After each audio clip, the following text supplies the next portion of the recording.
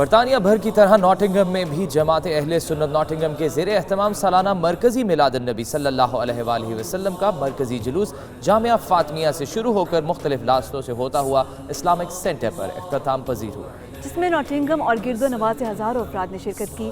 Report کر رہے ہیں بیورو چیف یو کے غلام حسین عوان۔ میلاد النبی کے اس جلوس کی خاص بات یہ بھی تھی کہ ناٹنگھم کی تاریخ میں پہلی مرتبہ اندرون شہر سے گزرتا ہوا اور درود و سلام کے نذرانے پیش کرتا ہوا اپنی منزل اسلامک سینٹر پہنچا۔ جلوس کی قیادت پیر نور العارفین صدیقی نے کی۔ اسلامک سینٹر میں لنگر کے بعد عید میلاد النبی کی روح پرور محفل کا انعقاد کیا گیا، جس میں علماء کرام، ثنا خان مصطفیٰ، عاشقان رسول، مذہبی اور سیاسی رہنماؤں سمیت بزرگ کمیونٹی کے ساتھ ساتھ نوجوانوں اور بچوں نے بھی بڑی تعداد میں شرکت کی۔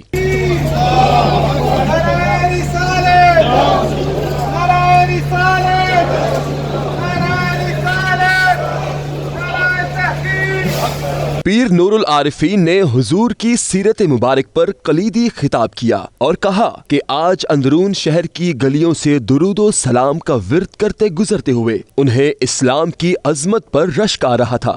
دین اسلام امن اور محبت کا پیغام ہے۔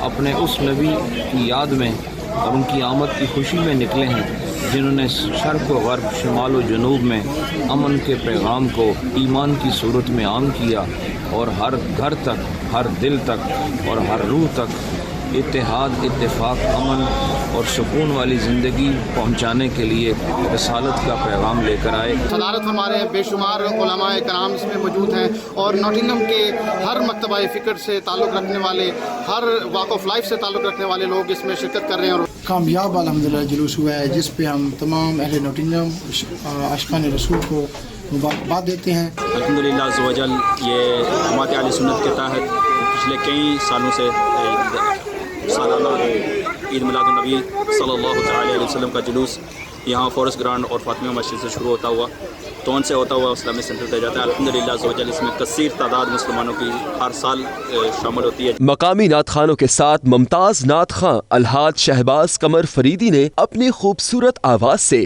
ہدیہ نعت پیش کر کے محفل میں سما باندھ دیا۔